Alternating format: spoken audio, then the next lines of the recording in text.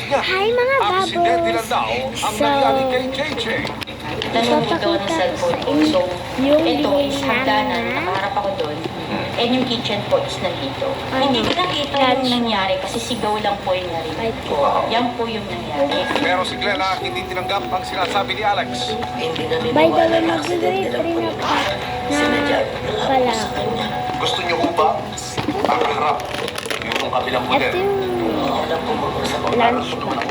Sa kauna-unahang pagkakataon, Day na yun magkakaharap na sina Glenna at Alex para magkaliwanagan na tungkol sa sinapit ni JJ.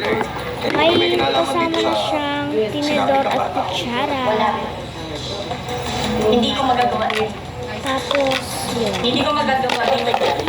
Hindi ko magagawa yan. I-brainwash nyo eh. Mabibrainwash yan. Hindi ko nakikita yung anak ko. Yung apo ko. Bakit? Hindi ko nakausap. Ano ko Naman mabibrainwash? ang bata. Sa kalagitnaan ng kanilang pag-uusap, Nay! Anong cute ng bata? Nay! Ay, galang. nagkalabasan man ng mga hinaing ang magkabilang panig. Desidido si Glenna na sampahan ng kaso si Alex. Tutuloy niyo po ba yung reklamo? Yung paghahangin Ito nga pala ng kaso yung ano, laban yung- dito sa Manila. Ano masasabi?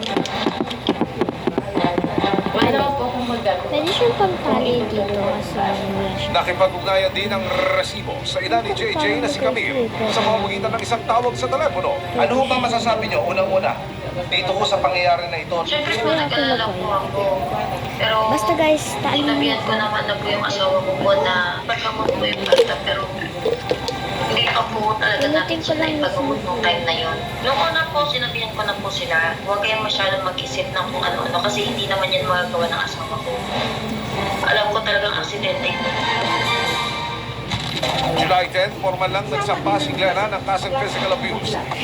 Sa paintulot ng social workers ng General Trias Cavite, kay Glenna muna manunuluyan ang bata. Kinabukasan po inuwi na siya sa Laguna. At para na rin daw sa ikapapanatag ng loob ni Glenna, binarapan ng resibo na maipacheck ang pulit si JJ sa isang espesyalista para patignan ang kanyang mga sugat. Linis na, wala na po yung mga blister na dapat nakaupo. Wala na po yun. Pero again, for the peglas, hindi na po natin siya mababalik sa normal na itsura. Naghinuman ang mga lampos at pasa na natamo ni JJ. Hindi basta-basta makalilimutan ng bata ang sinapit niya sa loob mismo ng kanyang tahanan. Pangako ng kanyang lola Glenna at di umano sa kamusmusan ng mga batang walang So, kabuang-buang hindi kayo na sigurado. resibuhan. Kala niya nag-translate. Ayan.